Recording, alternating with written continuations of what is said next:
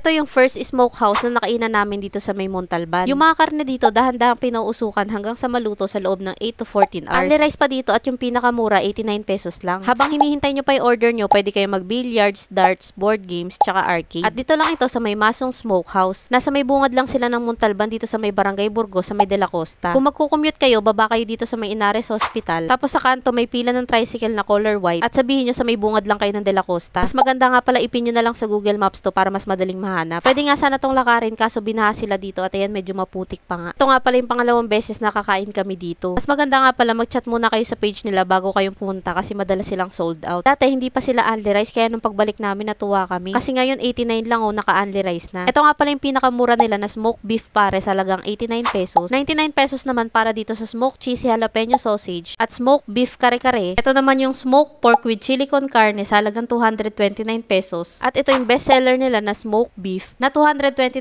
pesos din. May kasama na yung veggie sauce tsaka naka-only rice na rin. Sa drinks naman, ito yung 59 pesos nilang lemonade pitcher. Sa bawat order nyo dito, naka-only smoke soup na rin. Maasim na sabaw na sinigang ito at sa nalalasahan ko, niluto to sa uling. Halos lahat ng pagkain nila dito may smoky flavor. Itong bestseller nila na smoked beef ay mas malinamnam kaysa dun sa pork. Sobrang lambot na nga nito kasi kapag beef daw, 14 hours talagang pinauusukan. Pag pork naman, 8 hours. Marami kayong pagpipili ang mga sauce dito. Nagbabalance nga yung lasa nito kasi medyo maasim-asim yung sauce. Tapos yung veggies nakababad dyan sa suka. Pambalance nga yan dito sa meal para hindi kayo mabilis maumay. Ito naman yung pinakamura nila na beef pares na 89 pesos. Sa dami naming nakainan, sila lang yung ganitong may smoky flavor na pares. Malapot yung sabaw nito, medyo matamis at malalasahan mo yung star anise. Para nga sa 89 pesos, maganda yung mga karneng nakasahog. Malambot din ito kasi kasama to doon sa mga pinauusukan. Makikita nyo nga sa kanilang Facebook page kung paano nila pinauusukan yung mga karne. Ibang-iba talaga yung lasa ng pares nila dito, kaya kung sawa ka na sa lasa ng typical na pares, try mo to. Ito naman yung smoked pork nila na may chili con carne. Smoked pork, mas makapal yung mga hiwa nito. Tapos ito yung chili con carne. Lasa nito, alam nyo yung delata na pork and beans. Tapos may kahalo itong giniling, mais, tsaka keso. Mas lamang nga dito yung lasa ng tomato sauce. Konting tamis pa dahil sa mais at alat dahil sa keso. Ito namang pork, kagaya din dun sa beef. Malambot din ito at wala na nga kahirap-hirap hatiin. Kung first time yung pupunta dito, masasuggest ko na yung beef na agad yung itry nyo. Ito naman yung smoked kare-kare. Sauce nito ay meron pa kayong mangunguyang mga dinurog na peanut. Hindi rin salty yung timpla nito kaya kailangan yung talaga nitong bagoong. Salty yung timpla nila dito at hindi manamis-namis. Yung gulay pa na nakasahog, half cook lang kaya mas masarap lalo. Tapos yung nakasahog pa na karne, smoked beef kaya kakaiba yung lasa. Ito naman yung smoked cheesy jalapeno sausage. Homemade daw tong mga sausage nila at dahil maliit daw yung pagkakagawa nila ngayon, 2 piraso na yung sinerve sa amin. Sa 99 pesos kasi dapat 1 piece sausage lang. Iba din yung linamnam ng sausage nila at kagaya ng karne, pinausukan din ito. Pag nag-order nga pala kayo sa kanila, meron talagang waiting time kaya marami kayong pwedeng malibangan dito. Gaya nito, merong mini billiards, meron din darts o kaya kung magtatropa kayo, pwede kayong maglaro muna. O kaya naman after kumain para pampababa ng kinain. Marami pa nga kayong malilibangan ng mga games dito. At na-enjoy nga namin to habang naghihintay ng order.